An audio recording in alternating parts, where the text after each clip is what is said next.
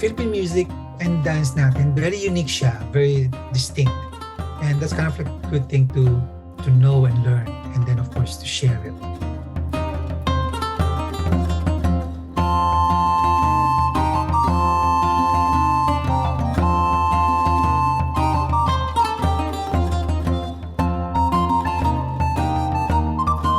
My name is Ronnie V. Del Barrio, and I'm the co-founder and the artistic creative director of the Kayumanggi Dance Company in London. It all started nung bata pa ako when I heard the music when I was younger. That time parang umiindak ako lagi sa harap ng parents ko, sa family. So every time nagkaroon lagi ng family reunion, lagi nila ako iniinganyo, pinupush na sumali sa mga competition. So doon nag-start yung hilig ko sa pagsayaw bilang Philippine folk dance, of course, different genre ng mga sayaw.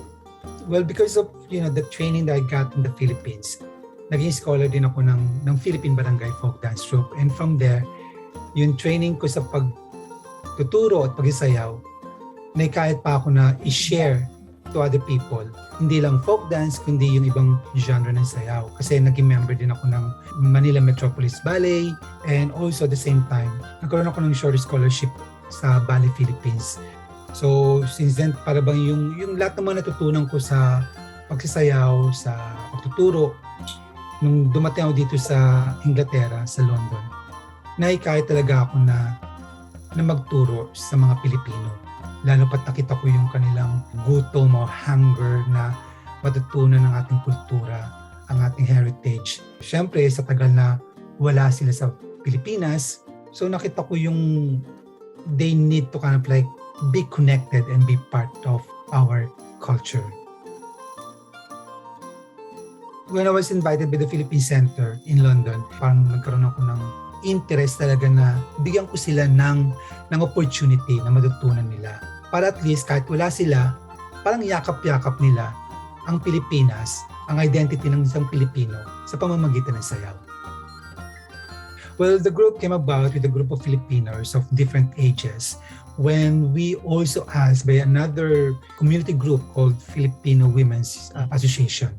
So during the celebration of the Philippine Independence Day, so from then, every year, they always have put up a show ng Philippine culture. So they asked me if I can do that for them. From there, parang nag-build up siya na gusto nilang mag-rehearse, gusto nilang ipakita talaga na they're very enthusiastic na yung interest nila na matutunan ng mga kultura natin. From there, parang naano ko na, I think I need to establish the group. So talagang a wholesome Philippine folk dance company na more, there's a spirit of unity, spirit of togetherness and family. When I started with them, talagang they don't have any knowledge or any training in any form of dance. So ang challenge talaga nun is really, you really have to train them, you really have to give them all the basics. Parang talagang imo-mold mo sila. You have to give them all different exercises from the dance, from a bit of drama, because you have to really create that kind of interaction and then movement, because you are putting the life of our culture in the past. Mahirap. But during that training as well, through the performance, doon na-develop yung mga tita, mga lola, yung mga bata, until na nagkaroon ng blending and nagkaroon ng kind of sort of like style na lahing Kayumanggi na it is representing the Filipino identity through music, songs, and dance. The challenges now, because of the social media, you really have to make sure what we do is right. What we do is close to the authenticity of what we are promoting. Especially because, as you know, the different dances ng mga indigenous communities, you really have to portray it as what it is kasi you have to respect them. I think the main goal is really to present the Philippines, their culture, their heritage, and the true identity of a Filipino. Especially, ang Kayumanggi is based in London, with that kind of with a bit of drama na talagang na-feel nila, and they're all kind of like wanted to see more about us. We try to highlight the indigenous dances kasi it gives us the true identity as a Filipino. We always kind of like refresh our style, our choreography to make it appealing to the to the audience. Because of how colorful is our culture, they kind of like see how beautiful is life it can be. And that's why you'll see them how they clap, they dance with us, especially talaga yung mga banyaga. They really appreciate us. The satisfaction what I'm getting is that there's a tear of joy when they see us how colorful our dances, our performance, giving joy and happiness to the audience is something that you can never get that from anywhere. Because dancing is life. And through that, with any recognition that we got from anything, is because of the joy that we're getting from them as well.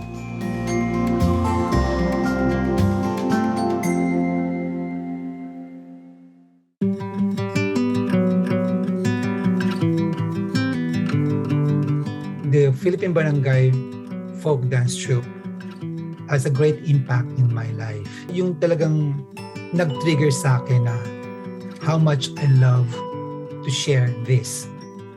With their mentorship, with their guidance, it flourished my interest, my fire to do it. It's not only a partnership because I felt like I grew up with them as my family. Without that group, LK is not going to be around.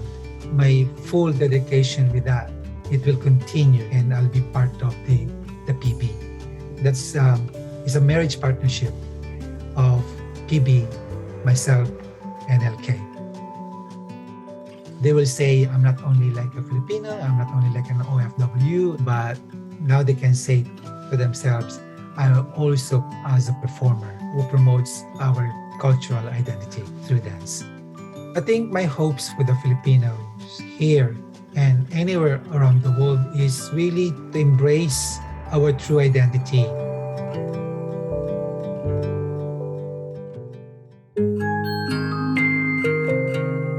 What I enjoy the most about Filipino dancing culture is the expressions that I see, is oftentimes the joy that is expressed in the dancing. And I also understand, I can appreciate the artistry that I see in the performances. My name is Sam Besa, and I am the treasurer of the House of the Philippines in San Diego, California. I came here to the United States at the age of 2, and I grew up here, but I had the opportunity to live in the Philippines in elementary school. My father was in the U.S. Navy, and we were able to move to the Philippines, and we lived there for 3 years. In those 3 years, I was able to develop my sense of being a Filipino. And the culture became very real to me, which developed my personal interest and desire in my own heritage. In San Diego, there is a location called Balboa Park. And within the park, there is a section dedicated to displaying the cultures of different countries. The House of the Philippines is one of those. And we have been in Balboa Park since 1961, where we open our building, our cottage, to visitors who come from all over the United States, as well as all over the world, coming to visit San Diego. Well, the House of the Philippines share Filipino culture with people who visited, with the mainstream of American society. The reason why we do this is that in spite of history that the Philippines has with the United States, this history is not taught here. So what we find is that people in general have very limited knowledge about the Philippines. So our role here is to share the culture, to share the history of the Philippines, so that one, we can create a better understanding with other people about who we are. With that knowledge, that they can have a better respect for the Filipino people and for our culture. My involvement with the House of Philippines started when I was invited by my wife's aunt, who became president of the organization. Growing up, I'd always been involved with various student organizations and community organizations. However, after starting work, my focus became my work and my family. And I saw this opportunity as the House of the Philippines to re-engage into the Filipino community. And this is what we want the House of the Philippines to be.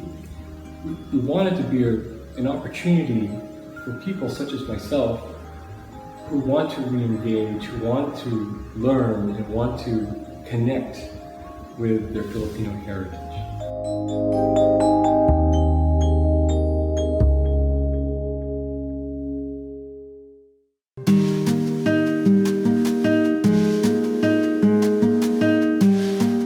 Filipinos who grew up here, one of the main things that we're all interested in is becoming part of the general American society. And so what we find in growing up here is that we have to deal with dual cultures. We have the Filipino culture within our home, and then we have mainstream culture outside of the home. And in many cases, these cultures conflict in different ways. And as a result of that, many Filipinos who were born here in the U.S. don't have a very strong understanding of our Filipino culture. And in some cases, unfortunately, some may have actually, have rejected or not accepted. We want to be that resource for them so that it will help them re-engage, to reclaim their culture. Our purpose is twofold. One is to help educate non-Filipinos about who we are, and also to help U.S.-born Filipinos understand who they are. Besides opening the cottage for our visitors, we also host an annual presentation of Filipino music and dance, and this is usually done around June 12th in celebration of Filipino Independence Day. Other things that we do in the park is that we host educational events. One of the more popular things that we do is that every year in November, we have a parole making seminar open to the public, and we provide all the materials where people can come and make and decorate their own paroles. We also have, throughout the year, seminars in which we have on various topics such as language, history, and we have an upcoming one on Baybayin. Besides that, we also have food events. 2 food events here in Balboa Park where we bring Filipino food and share it to people. The Filipino population has been very supportive of the House of the Philippines. In the past few years, one of our major projects has been building our own cottage. Since 1961, we have been sharing the cottage with another organization, meaning that we had to share the facility, meaning that we could not open as frequently as we wanted. We had the opportunity to build our own cottage, and the fundraising for this cottage has all been Filipino community organizations and Filipino businesses. And with their help and with that support, I'm happy to say that we've been able to construct the building. So that has been a great show of support, as many Filipinos have looked forward to having this opportunity to have our very own cottage in Balboa Park. The House of the Philippines is maintained by a dedicated group of volunteers, and we maintain the displays within the cottage. We develop the displays within the cottage, and we also host, meaning that we have people in the cottage to answer questions from our visitors.